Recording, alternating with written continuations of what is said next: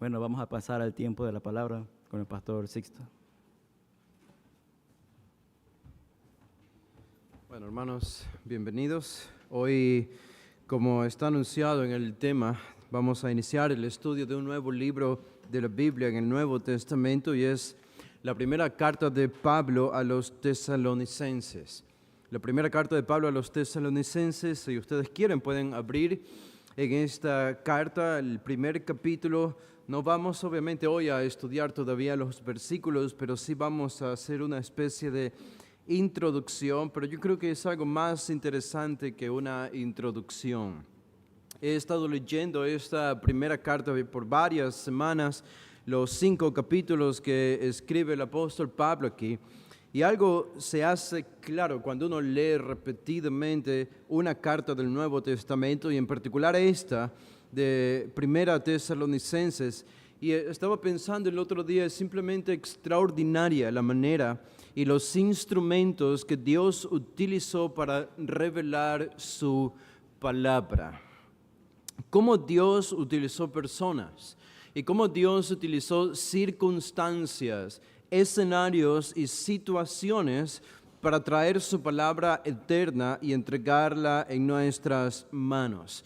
Ustedes conocen bien, nosotros entendemos cuando hablamos de quién es el autor de la Biblia, decimos de manera correcta que la Biblia tiene una autoría dual. ¿Qué significa eso? Que hay dos autores de la Biblia.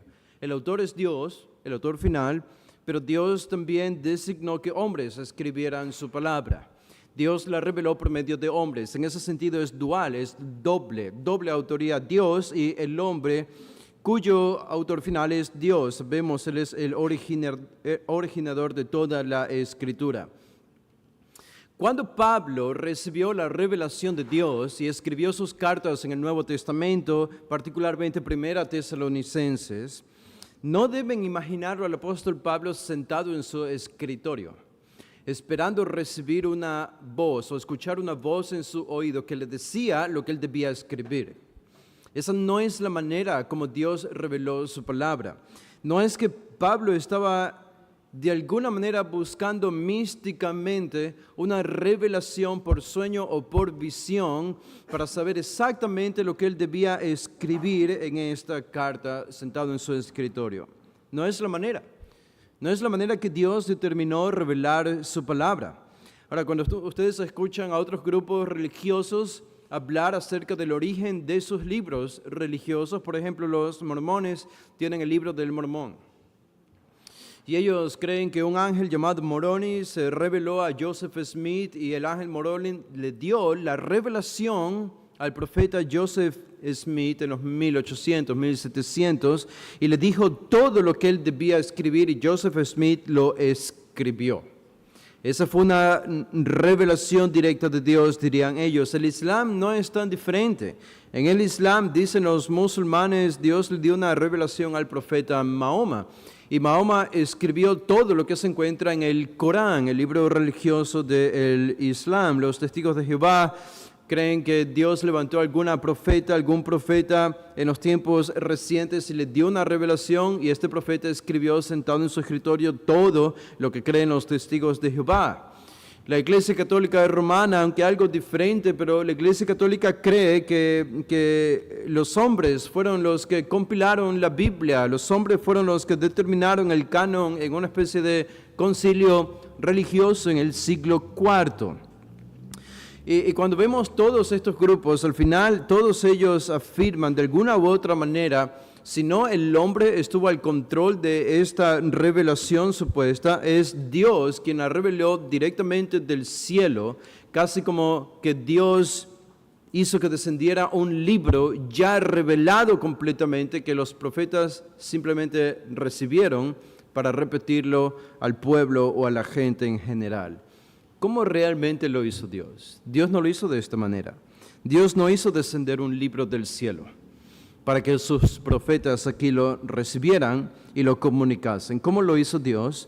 Lo hizo en medio de circunstancias y vivencias diarias, normales, cotidianas, e incluso difíciles, en contextos de persecución, situaciones que llegaron a ser adversas, y por medio de estas circunstancias, los hombres que Dios inspiró se vieron en la necesidad de solucionar algún problema, por lo tanto escribieron para solucionar estos problemas en las iglesias del Nuevo Testamento. Y yo estaba recordando algunos personajes en la historia de la iglesia cristiana que cuando intentaban escribir literatura cristiana o enseñar, algunos de ellos dijeron y pidieron: yo solo quiero recluirme en algún lugar en este planeta donde nadie me encuentre, donde casi no tenga contacto con personas, en algún lugar oscuro, en algún rincón de alguna sociedad, de algún país donde nadie me moleste, donde pueda estudiar todo el tiempo la Biblia, pueda escribir literatura para después ser enseñada. Calvino fue uno de ellos. Y sin embargo, Dios en su providencia no permitió que Calvino logre su meta de recluirse de la sociedad. Al contrario, Dios lo llevó a Ginebra y Ginebra se convirtió en el pastor de una iglesia, la iglesia principal en Ginebra. Y en esta iglesia y en la ciudad de Ginebra, él recibió mucha hostilidad, alguna persecución, situaciones muy difíciles, y es en este contexto de situaciones difíciles que Calvino lleva a cabo la gran reforma en la ciudad de Ginebra, en el país de Suiza. Saben, no fue diferente con los apóstoles del Nuevo Testamento. Y no fue diferente con el apóstol Pablo. Pablo no escribe esta carta cuando estaba tranquilo, en paz, en alguna cúspide de alguna roca, en alguna montaña asolado, o dentro de alguna cueva donde nadie lo podía molestar para recibir la revelación de Dios. No, él estaba en el campo de batalla, él estaba en la guerra. Era un soldado más que estaba allí tratando de llevar el evangelio en medio de persecuciones, de conflictos, en medio de mentiras y ataques a su persona y a su ministerio. La preocupación por las iglesias, recibiendo reportes, enviando reportes, escribiendo cartas, predicando el evangelio, trabajando para ganarse algo para su propio sustento, y es en medio de este contexto que él escribe las cartas del Nuevo Testamento. Y una de ellas es la carta a los tesalonicenses. Así fue en el caso del apóstol Pablo. Y así Dios decidió revelar su palabra en medio de esas circunstancias. Es tan increíble contemplar cómo Dios orquestó todas las cosas. No solo la vida de Pablo, sino las persecuciones hacia Pablo, para que en el punto exacto, en el momento exacto y en el lugar exacto, él se sentase a escribir la carta que escribió a la iglesia de Tesalónica. Por eso el título de este mensaje introductorio lo tienen allí en su boletín, es La iglesia que alegró el corazón de Pablo. Ese título nos habla de algo circunstancial. Pablo fue alegrado tremendamente por esta iglesia. Una gran alegría, un gran gozo como pocos encontramos en el Nuevo Testamento. Cuando Pablo habla de otras iglesias, quizá con la única excepción de la iglesia de los Filipenses, donde Pablo también rebosa en gratitud y en gozo, sobre todo por el ejemplo de esta iglesia, pero incluso algo más que el gozo que le produjo a la iglesia de Filipos, tenemos a esta iglesia de Tesalónica. ¿Y saben por qué? Porque Pablo se llenó de gozo por esta iglesia. Noten allí en la primera carta de Tesalonicenses, noten el capítulo 1, el versículo 2, dice 1-2, damos siempre gracias a Dios por todos vosotros, haciendo memoria de vosotros en nuestras oraciones. Pablo daba gracias a Dios por la iglesia de Tesalónica. Ahora, sientan lo que Pablo sentía. Contemplen el afecto de Pablo por esta iglesia. En el capítulo 2, el versículo 13 dice, 2:13, por lo cual también nosotros, sin cesar, damos gracias a Dios de que cuando recibisteis la palabra de Dios que oísteis de nosotros, la recibisteis no como palabra de hombres, sino según es en verdad la palabra de Dios, la cual actúa en vosotros los creyentes. Otra vez Pablo da gracias a Dios por esta iglesia. Y el versículo 14 dice, porque vosotros, hermanos, vinisteis a ser imitadores de las iglesias de Dios en Cristo Jesús, que están en Judea, pues habéis padecido de los de vuestra propia nación las mismas cosas que ellas padecieron de los judíos Y esto provoca que Pablo dé gracias a Dios. Noten el versículo 19, dice, porque ¿cuál es nuestra esperanza o gozo o corona de que me gloríe? ¿No lo sois vosotros delante de nuestro Señor Jesucristo en su venida? El capítulo 13, versículo 9, dice, por lo cual, ¿qué acción de gracias podemos dar a Dios por vosotros, por todo el gozo con que nos gozamos a causa de vosotros delante de nuestro Dios? El capítulo 4, el versículo 9, dice, pero acerca del amor fraternal no tenéis necesidad de que os escriba, porque vosotros mismos habéis aprendido de Dios que os améis unos a otros, y también lo hacéis así con todos los hermanos que están por toda Macedonia. Pero os rogamos, hermanos, que abundéis en ello más y más. Si van al capítulo 5, en el versículo 11, dice 5:11, por lo cual animaos unos a otros y edificaos unos a otros, así como lo hacéis. Ya lo están haciendo. Y en el capítulo 1 de la segunda carta a los tesalonicenses, en capítulo 1, el versículo 3, Pablo dice, de nuevo esta carta la escribió un poco tiempo después de la primera carta, y él dice aquí, en el capítulo 1, versículo 3, debemos siempre dar gracias a Dios por vosotros, hermanos, como es digno, por cuanto vuestra fe va creciendo, y el amor de todos y cada uno de vosotros abunda para con los demás, tanto que nosotros mismos nos gloriamos de vosotros en las iglesias de Dios, por vuestra paciencia y fe en todas vuestras persecuciones y tribulaciones que soportáis. Y por último, si miran allí al capítulo 12, versículo 13, dice 2:13, pero nosotros debemos dar siempre gracias a Dios respecto a vosotros, hermanos amados por el Señor, de que Dios os haya escogido desde el principio para salvación mediante la santificación por el Espíritu y la fe en la verdad. Todos estos versículos hablan del agradecimiento y el gozo que Pablo sentía por esta iglesia de Tesalónica. La pregunta es, ¿cómo los tesalonicenses llegaron a convertirse en este tipo de iglesia que alegró el corazón de Pablo? Un contraste, ¿verdad?, a la iglesia de Corinto, que entristecía el corazón de Pablo. Esta iglesia alegró el corazón de Pablo.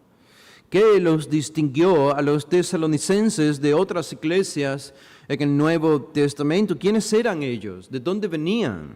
¿Y cómo respondieron al mensaje del Evangelio? ¿Qué hicieron para ser tan elogiados por el apóstol Pablo?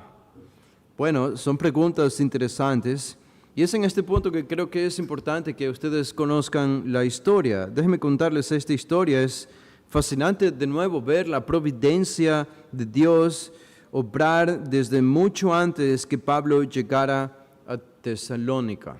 La ciudad de Tesalónica es una ciudad ubicada hasta el día de hoy en la parte norte del país de Grecia. Es una ciudad griega y era una ciudad griega. En ese tiempo era la ciudad más importante de Macedonia. Macedonia era una provincia romana en el tiempo de Pablo. En Macedonia habían algunas ciudades. Filipos era una de ellas. Filipos estaba dentro de Macedonia y Tesalónica era otra ciudad dentro de Macedonia. Ahora, Tesalónica se encontraba en el borde del mar Egeo, del mar Mediterráneo. Tesalónica era un puerto y era un puerto muy importante, era el puerto más importante de toda la provincia de Macedonia, allá en Grecia. El gran puerto de Macedonia se conectaba marítimamente con todo el mundo mediterráneo. Literalmente todos los barcos que salían de Roma hacia Asia o el norte de África para hacer comercio, para guerras, para lo que sea, tenían que pasar y atravesaban por este puerto de Tesalónica que se encontraba allí en Macedonia. Y quizá ustedes pueden imaginar una ciudad tan cosmopolita siendo un puerto, recibiendo personas todo el tiempo, llegando y saliendo personas todo el tiempo en barcos. Y esto solamente ya la convierte en una ciudad muy importante, en una ciudad cosmopolita, una ciudad con una mezcla de diferentes etnias. Allí vivían griegos principalmente, pero también vivían algunos romanos, vivían no pocos judíos allí, gente de Asia también, e incluso algunos de África vivían en esta ciudad de Tesalónica porque era una gran mezcla de diferentes personas de diferentes lugares.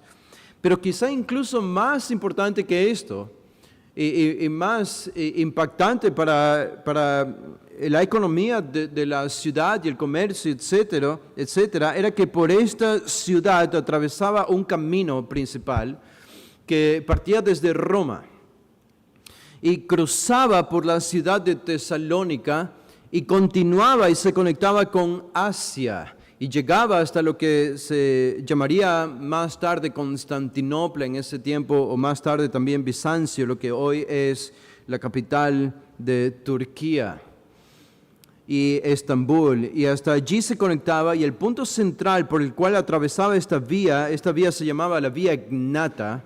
Era un largo camino que conectaba básicamente a Roma, el corazón del Imperio Romano, con toda Asia, con todo el mundo oriental.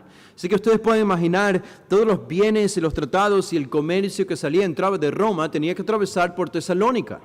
Y era un camino que literalmente atravesaba por dentro, incluso dentro de las murallas de la ciudad atravesaba este camino. Así que comerciantes todos los días, todo el tiempo, atravesando allí, quedándose a pasar la noche o 2 noches allí, aparte de la gente viviendo, esta ciudad se convirtió en una ciudad rica, en una ciudad importante, en un eje central muy importante para el Imperio Romano. Ahora, cuando ustedes piensan en el nombre de Tesalónica, a menudo los nombres cambian con el tiempo. Y uno puede preguntarse de dónde viene el nombre de Tesalónica. Tesalónica, bueno, Tesalónica no siempre se llamó así. Antes tenía el nombre de Termes, probablemente por una referencia a las aguas termales allí, pero antes de Roma le pertenecía obviamente a los griegos allí en Macedonia. Cuando Alejandro Magno, en el año 300 antes de Cristo, él conquista casi todo el mundo conocido en ese entonces, cuando él muere, recuerdan, 4 de esos generales son los que gobiernan el mundo antes conocido y se lo reparten en 4 partes. Bueno, una de estas partes se la llevó uno de los generales de Alejandro Magno. Y este general, llamado Casandro, en el 315, poco antes de esto, se había casado nada más y nada menos que con la media hermana de Alejandro Magno. Y él, Casandro, uno de los generales sucesores de Alejandro, se convirtió en el rey de Macedonia. Y siendo su esposa la media hermana de Alejandro, parece que tenía una apariencia muy atractiva, y siendo Tesalónica una ciudad también de apariencia muy atractiva, era una hermosa ciudad y lo sigue siendo hasta el día de hoy, este hombre Casandro bautizó a la ciudad como Tesalónica. ¿Por qué? Porque el nombre de su esposa era Tesalónica. Y esto es simplemente como un bautizo en honor a la belleza de esta ciudad. En verdad es una ciudad hermosa. Así que los romanos la conquistaron después de esto, obviamente, en el año 168 y dividieron a Macedonia en 4 partes. Pero después de esto, en el año 148, la unificaron y reconocieron a Tesalónica como la principal ciudad de Macedonia, la más importante de todas las ciudades de Macedonia. Ahora, los tesalonicenses fueron tan inteligentes que cuando Augusto César tuvo un contratiempo en algún momento con Craso y otro general que intentaron hacer una revuelta en el Imperio Romano, los de Tesalónica ayudaron al que futuramente sería el emperador. Y como respuesta en agradecimiento, Roma le concedió a Tesalónica independencia. Ellos eran libres. Y esa es la diferencia. Cuando ustedes miran a Filipos, la ciudad de Filipos tiene un fuerte sabor a Roma. Era una ciudad muy romana. Allí habían soldados romanos, allí gobernaba un gobernador que era romano y tomaba las decisiones por la ciudad. Con Tesalónica era diferente, porque tenía más libertad. Y esto sucedió en el año 42 a.C. Tesalónica fue considerada una ciudad libre, aunque dentro del imperio romano no habían soldados romanos allí necesariamente.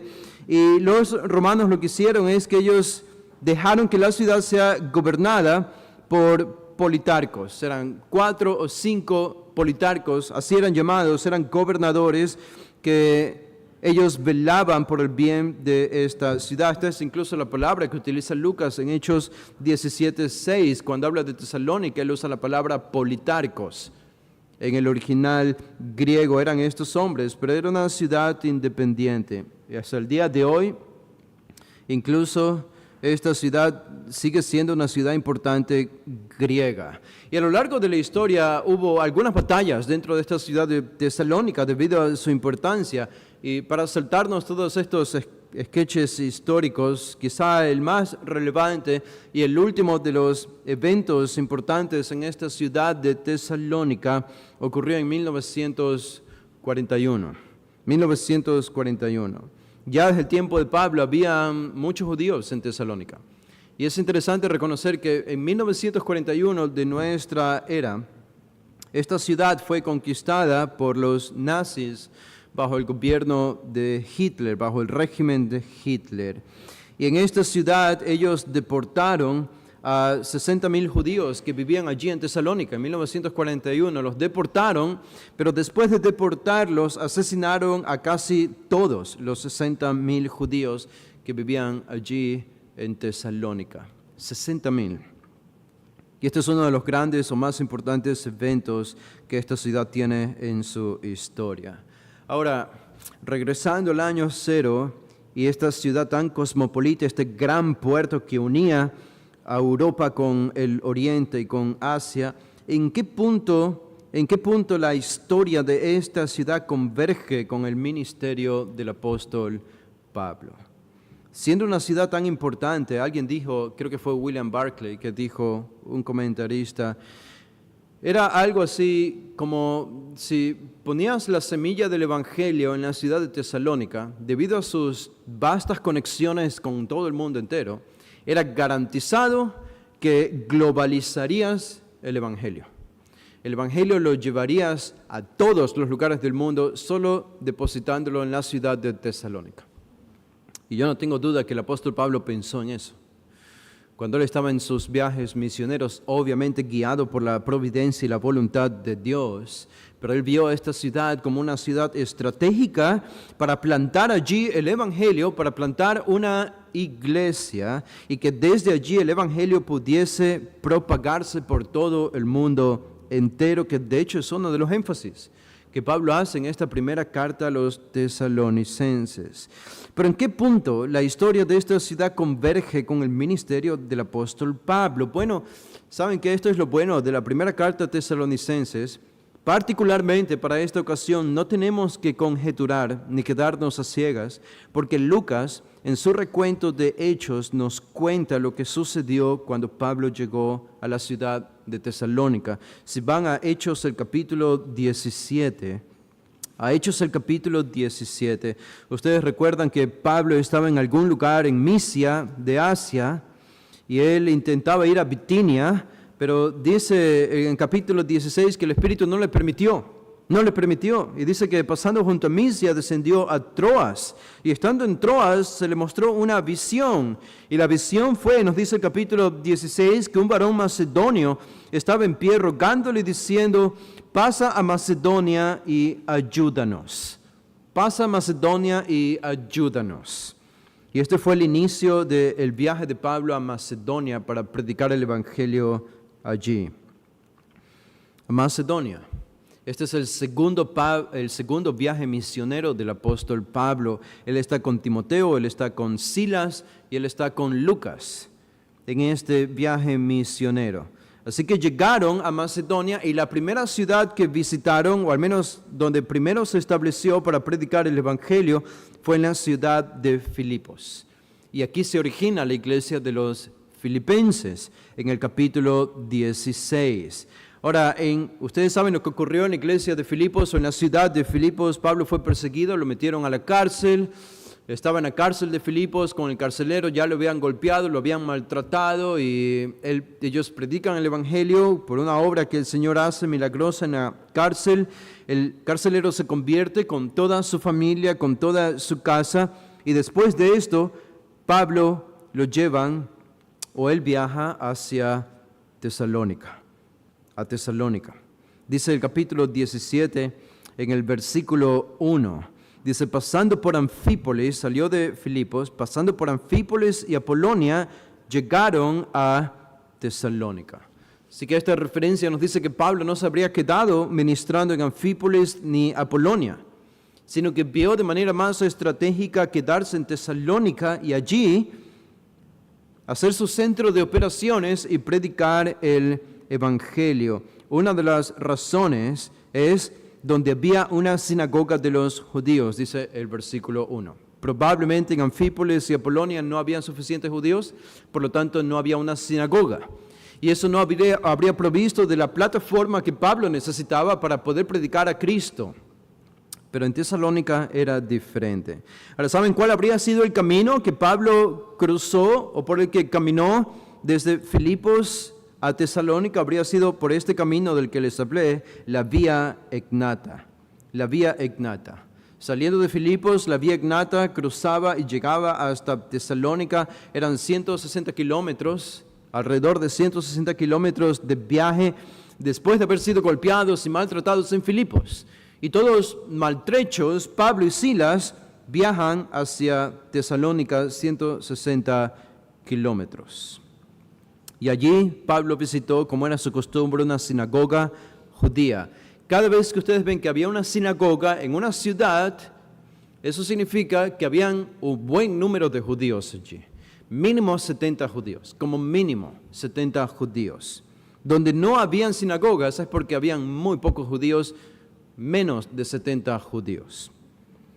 Así que en Tesalónica habían judíos y Pablo estuvo allí, dice versículo 2, y Pablo que hizo allí, como acostumbraba, fue a ellos, a los judíos, y por 3 días de reposo discutió con ellos, ¿qué cosa? Declarando y exponiendo por medio de las Escrituras que era necesario que el Cristo padeciese y resucitase de los muertos, y que Jesús, a quien yo os anuncio, decía él, es el Cristo. Así que por alrededor de 3 semanas, 3 sábados, Pablo estuvo en esta sinagoga los días sábados predicándole a los judíos que Jesús era el Cristo prometido del Antiguo Testamento. Ahora, nosotros sabemos y debemos concluir que la estadía de Pablo en Tesalónica no fue solamente de 3 semanas, sino que debió haber sido más.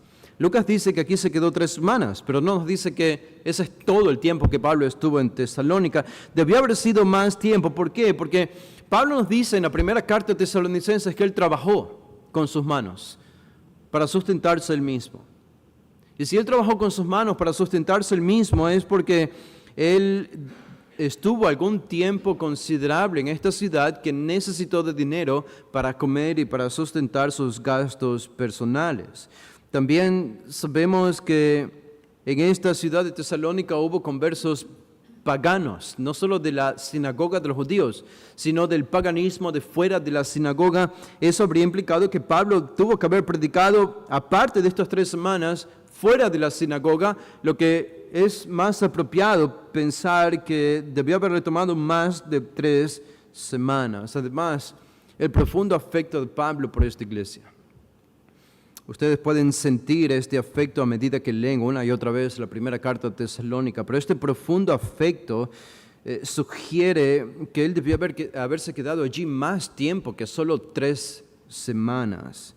Y por último, quizá lo más importante es que en la carta que Pablo escribe a los filipenses, él reconoce que él había recibido algo de los filipenses mientras estuvo en Tesalónica.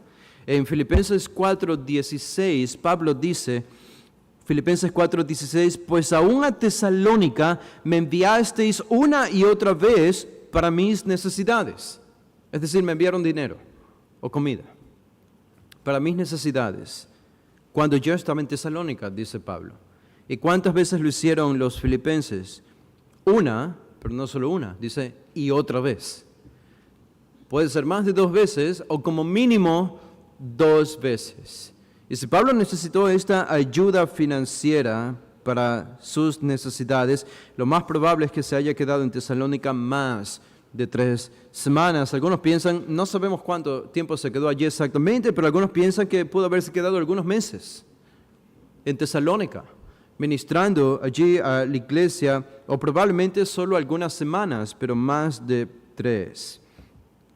Ahora, en Hechos 17, Pablo, lo que Lucas nos dice aquí es, el método de Pablo para predicar el Evangelio era muy claro y sencillo.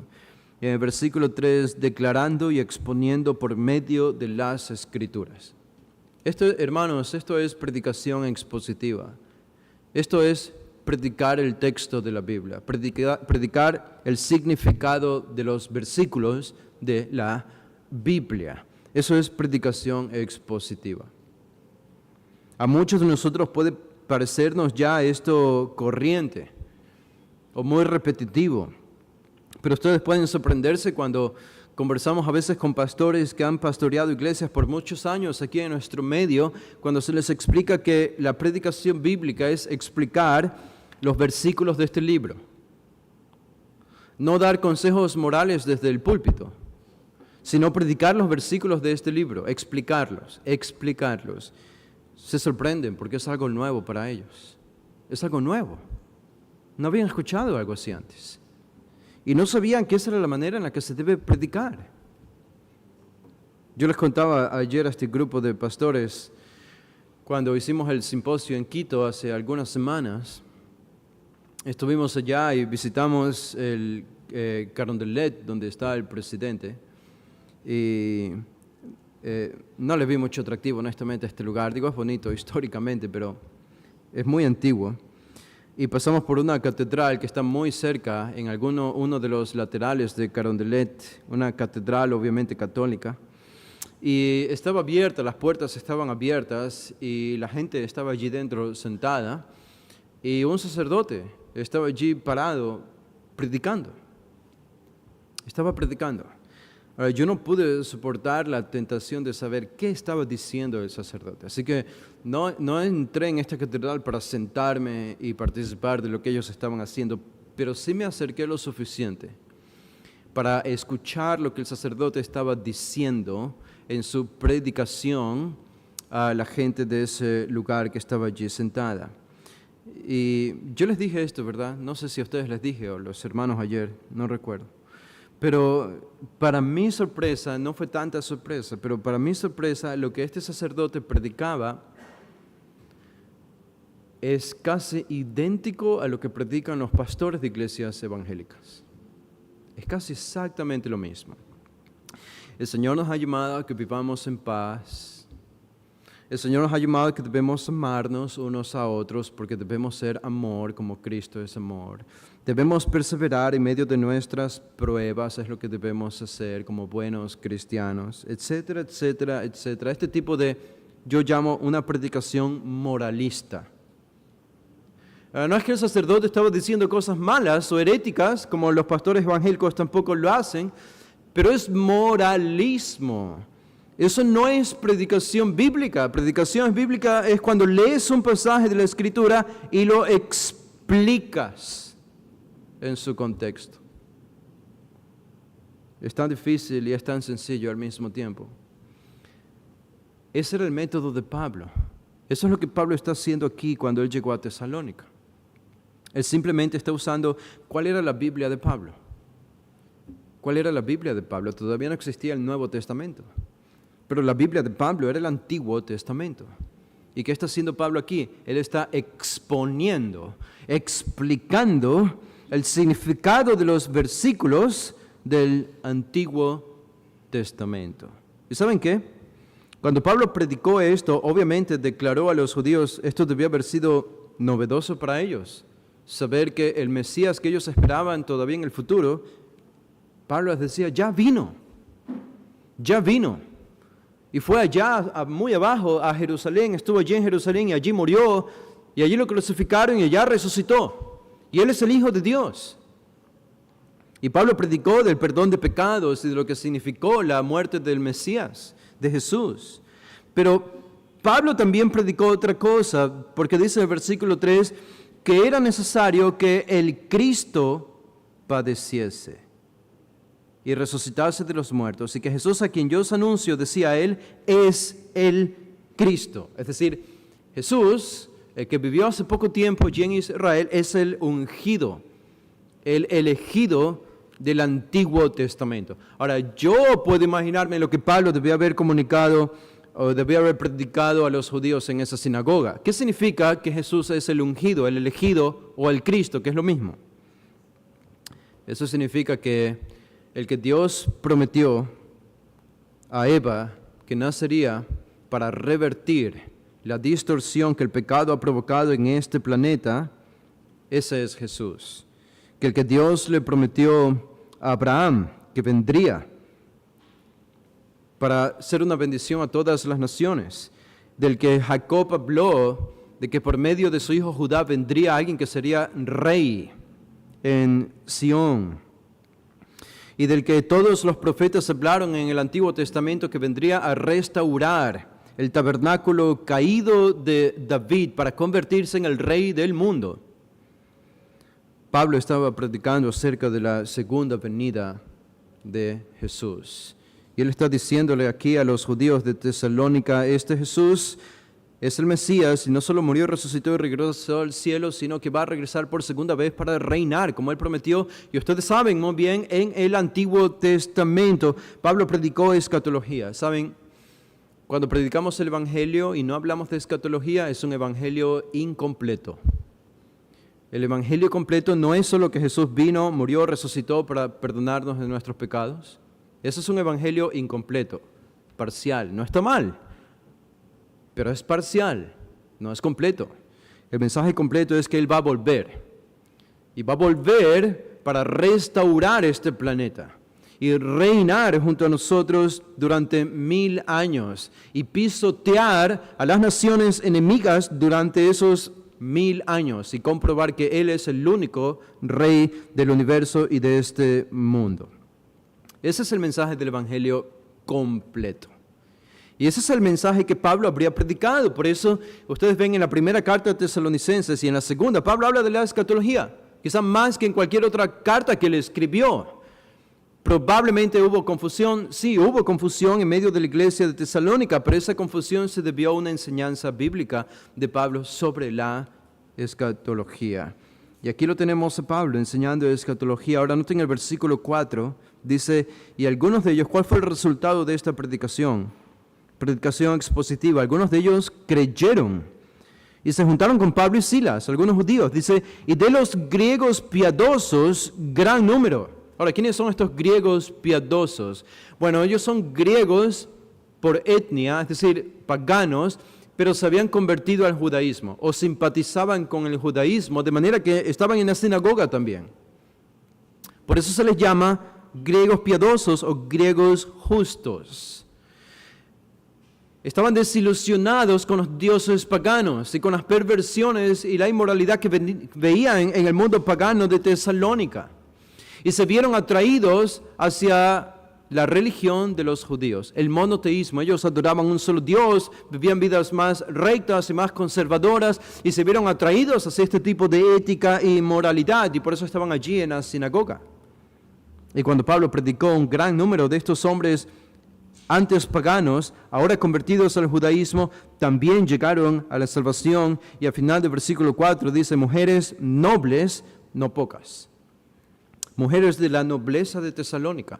Ahora, estas sí que eran mujeres nobles. Digo, Tesalónica era una ciudad muy rica y poderosa por las cosas que ya hemos visto de esta ciudad. Así que estas mujeres debieran haber tenido muchos recursos, mucha influencia e impacto en esta sociedad de Tesalónica. Ellas también llegan a la salvación.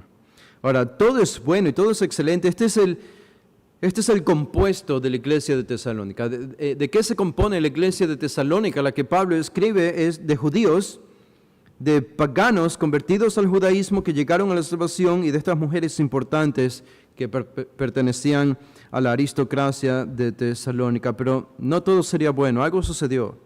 En el versículo 5 al 10, Pablo no pudo quedarse allí más tiempo. Estuvo allí algunas semanas, seguramente más de 3 semanas, pero no el tiempo que quiso haberse quedado allí. Ahora recuerden, ellos son nuevos conversos, son nuevos creyentes. Es como que tú tengas un niño y lo estás criando y le enseñas a hablar, le enseñas a caminar, le enseñas a defenderse, le enseñas a tomar decisiones buenas. Y tú sabes que la gran tragedia para ti y para él sería que alguien los separe. De manera que tú te veas imposibilitado de enseñarle todo lo que sabes que debes enseñarle para su propio bien. Y despojarlo de esa guía, despojarlo de esa protección. ¿Ok? Esto es exactamente lo que va a suceder entre Pablo y Tesalónica. Este va a ser una división y una separación que literalmente va a romper el corazón del apóstol Pablo. Noten el versículo 5, y esta fue la ocasión. Entonces, los judíos que no creían, teniendo celos, ¿por qué tomaban celos? ¿Por qué tenían celos? Bueno, tenían celos porque vieron cómo los judíos, tanto de nacimiento como convertidos, del mundo griego estaban llegando al cristianismo por el mensaje de Pablo.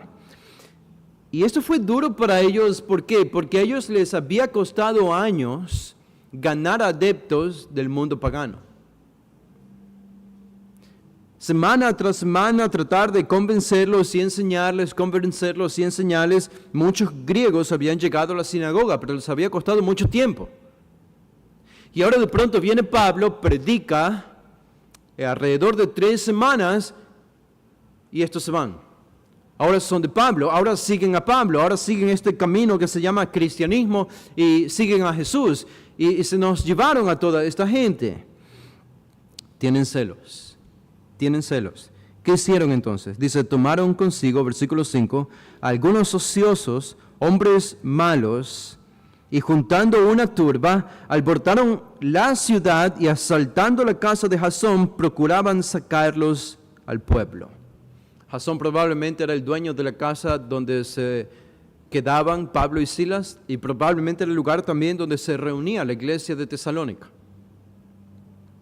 Así que el plan era, los judíos compraron a estos hombres malos, una turba armaron para sacar de la casa de Jasón a Pablo y a Silas para llevarlos a las autoridades.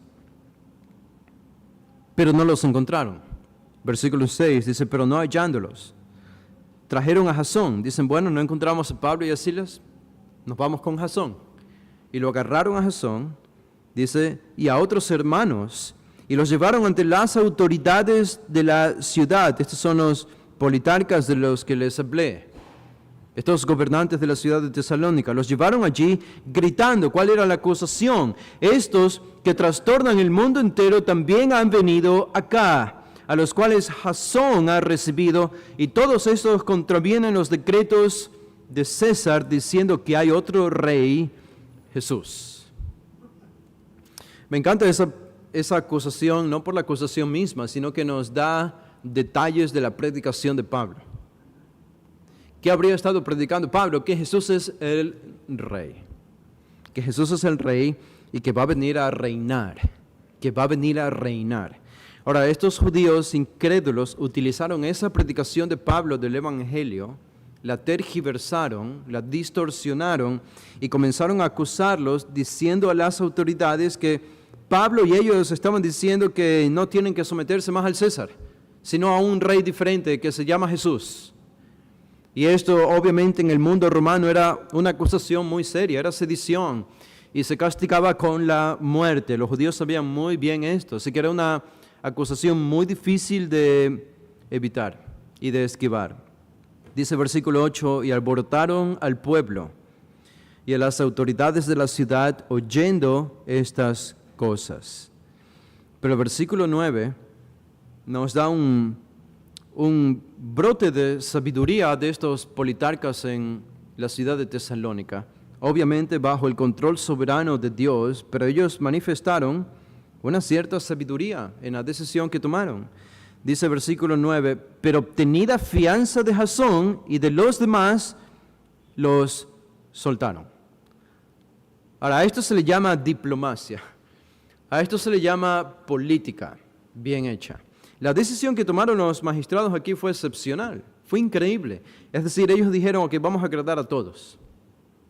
Los judíos están enojados y ellos quieren que o matemos a estos hombres, a Jasón y a estos otros cristianos, o los echemos de la ciudad.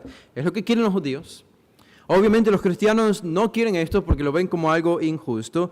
Y si no hacemos nada, el César mismo puede deponernos a nosotros, porque la acusación aquí es grave, es contra él, es de sedición, es levantamiento contra el César. Algo hay que hacer, pero lo que hacemos tiene que agradar a todos, es lo que ellos pensaron. Así que hicieron algo para agradar a todos. Por un lado, agradaron a los judíos poniendo una fianza, una pena, una multa, un dinero a pagar por parte de Jasón y los otros cristianos. Así que si quieren ser libres, deben pagar una multa. Con eso tranquilizabas a los judíos porque les dabas la razón y les decías, ok, ustedes trajeron a estos hombres, así que justamente, y deben pagar la multa por lo que hicieron. Ok, tienen razón ustedes judíos. Por otro lado, agradaron a los cristianos porque les dieron una salida fácil. No los expulsaron de la ciudad, no los asesinaron, sino que los dejaron libres por pagar simplemente una multa. Y siguieron siendo libres para vivir su cristianismo. Y así también agradaron al César porque calmaron la situación. Esta fue la decisión que ellos tomaron en el versículo 9. Ahora, sin embargo, la cuestión de Pablo era diferente y de Silas también. Para ellos la situación era muy diferente, era mucho peor. El versículo 10 nos dice, inmediatamente los hermanos, estos son los hermanos de Tesalónica, viendo todo este alboroto, el dinero que tuvieron que usar para liberar a Jasón y a los otros hermanos, dice, ellos llegaron a la conclusión, ok, Pablo no puede quedarse aquí. Si Pablo se queda aquí, este alboroto va a ocurrir de nuevo, la persecución, y nosotros probablemente vamos a tener que seguir gastando dinero. Lo más probable es que Pablo vaya a otro lugar. Dice el versículo 10, inmediatamente los hermanos enviaron de noche a Pablo y a Silas hasta Berea. Y esto termina con la estadía de Pablo allí en Tesalónica. Ahora, lo que decimos es, esta partida forzosa, fue una partida forzosa e inesperada, separó de manera prematura a Pablo de los tesalonicenses, que eran recién convertidos. Yo no sé si ustedes se han encontrado con personas que recién se convierten. Esas personas que recién se convierten, recién llegan a Cristo, están llenos de gozo, están llenos de ansias y de pasión por Cristo, por la Biblia, por servir, y tienen un hambre por aprender, una sed por aprender de la palabra, que creo que uno que los ve tiene más gozo que ellos mismos por haber llegado recientemente al cristianismo. Ahora imaginen a Pablo, esta era la situación de Pablo. El hombre habría tenido tanto gozo de enseñarles el cúmulo de doctrina que tenía a su haber para ministrar todas las necesidades espirituales de estos hermanos. Y cuando Pablo está a punto de seguir haciendo esto por mucho tiempo más, en estas circunstancias los tesalonicenses son arrancados de sus manos y de su corazón. Y esto lo deprivó a Pablo y también a la joven iglesia de una guía personal que Pablo les podía dar, de un cuidado pastoral que necesitaban y que Pablo estaba dispuesto a dárselos. Y eso también añadió otro problema que encendió la persecución de la gente de Tesalónica hacia la iglesia joven allí en Tesalónica. Así que no es solamente que Pablo fue arrebatado de los tesalonicenses, o los tesalonicenses fueron arrebatados del apóstol Pablo, sino que ahora Pablo tiene que ir a Berea sabiendo que aparte de todo esto, ellos están comenzando a experimentar lo que es la persecución. Y en ese mismo instante están siendo perseguidos y Pablo lo sabe. Y Pablo piensa, pero son niños espirituales.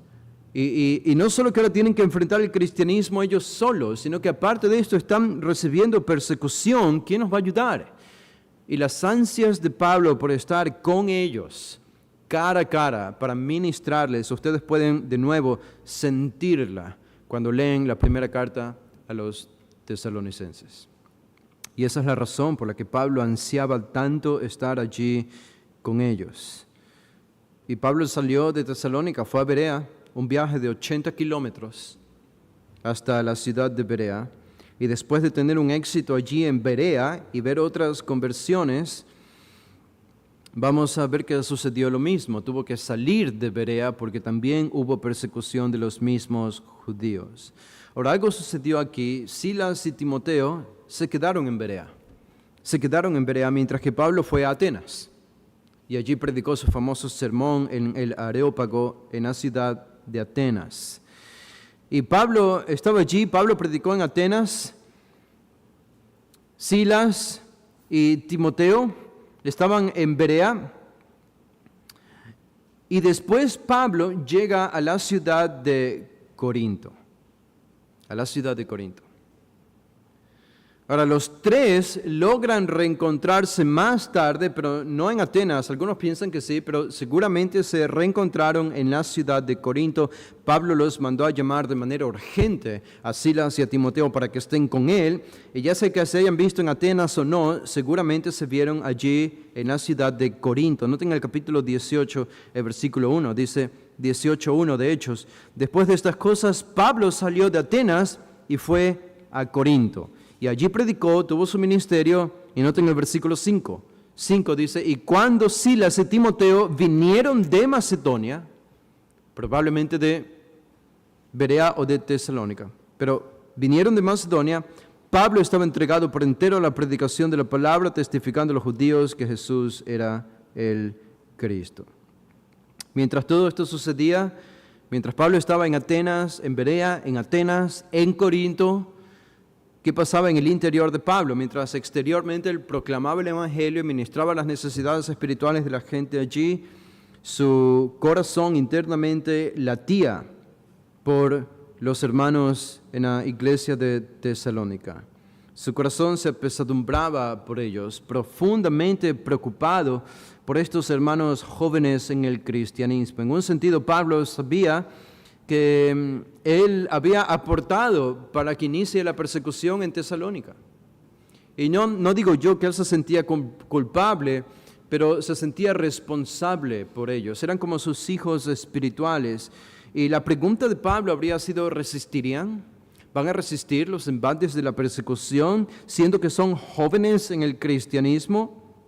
El odio que Pablo vio en los judíos, que continuó en la iglesia de Berea también, Pablo sabía que continuaba hacia ellos, todo este embate de odio, y Pablo se preocupaba por ellos.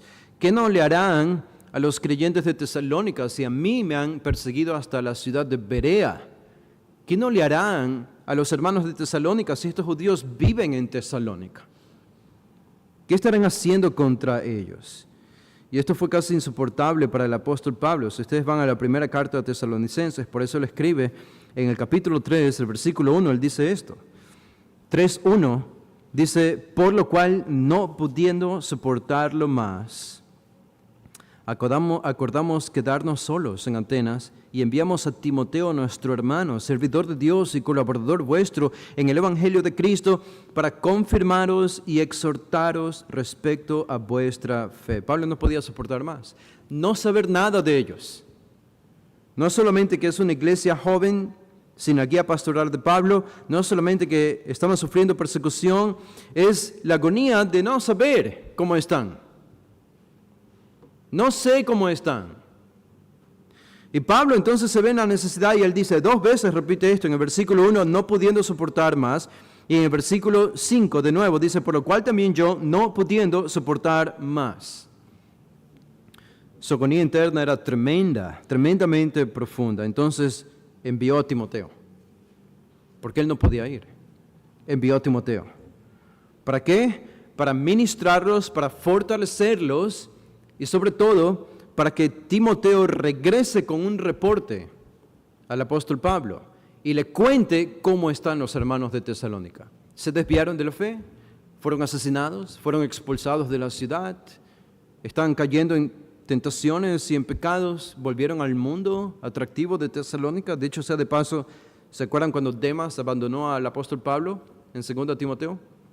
¿A dónde fue Demas? A Tesalónica. A Tesalónica. Era una ciudad muy atractiva para el mundo y para la gente del mundo. Pablo estaba preocupado por ellos. Y esta es la razón de enviar a Timoteo para regresar con un reporte. Ahora, cuando Timoteo regresa de Tesalónica a Corinto con el reporte de los hermanos de la iglesia de Tesalónica, diciéndole a Pablo cómo estaban ellos físicamente, cómo estaban ellos espiritualmente, esta es la motivación en el corazón de Pablo para escribir esta carta a Tesalonicenses. Este es el motivo, esta es la ocasión, esto es lo que mueve el corazón, y esa es la razón por la que Pablo rebosa en gozo cuando escribe esta carta. Podríamos decir incluso porque para su sorpresa, estos hermanos habían perseverado tanto en la fe, a pesar de no saber nada de ellos por algún tiempo. Pero lo siguiente que Pablo supo de ellos es que estaban tan firmes en el Señor, creciendo en amor, abundando en aliento unos para con otros, que los primeros 3 capítulos, lo que nosotros encontramos en esta primera carta a Tesalonicenses es solamente irónicamente, esta carta no es llamada una carta pastoral, sino que la carta a Timoteo, la primera y la segunda, y la carta a Tito son cartas pastorales, porque fueron escritas a pastores.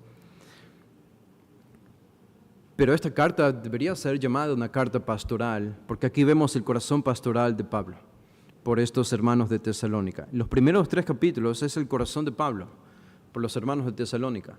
Pablo habla de la fe de ellos y el gran ejemplo de ellos, y Pablo habla de su propio ministerio cuando estuvo entre ellos, y cómo ellos se habían convertido en imitadores de Pablo y en imitadores de Cristo.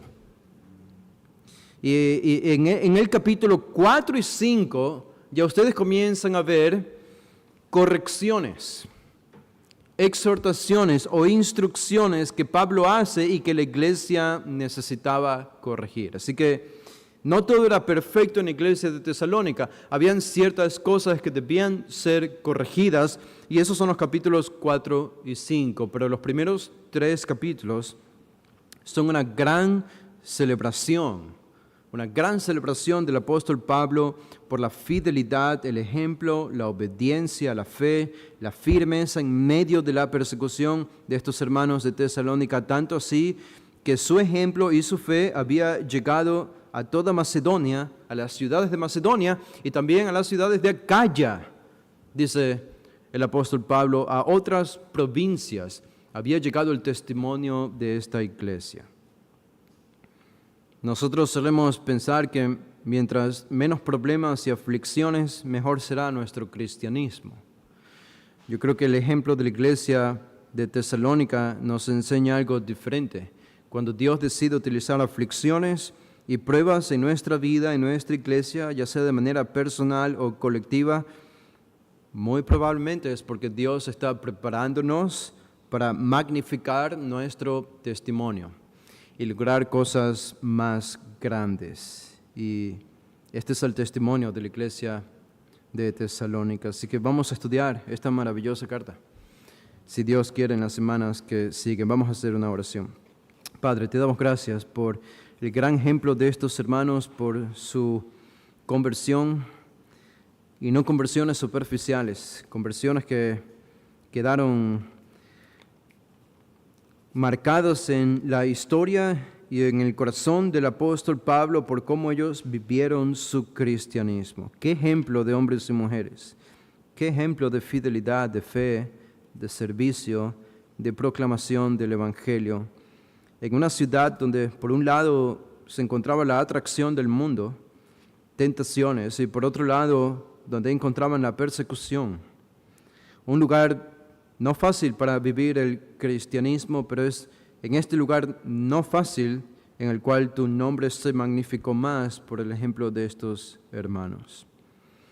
Que nosotros aprendamos el ejemplo de la iglesia de Tesalónica, que aprendamos de sus aciertos y también de sus errores a medida que escudriñamos y navegamos junto a Pablo en esta maravillosa carta que le escribe. Lo pedimos en Cristo Jesús. Amén. Pueden ponerse de pie, hermanos. Vamos a hacer una oración para despedirnos en esta tarde. Señor, te damos gracias por lo que nos has permitido oír y vivir en este día aquí en tu casa, en el centro de adoración que tenemos en tu iglesia. Ahora que salimos de este lugar, rogamos, Señor, tu guía, tu protección y que tu palabra siga morando en nuestros corazones. Lo pedimos, Padre, en el nombre de tu Hijo amado. Amén.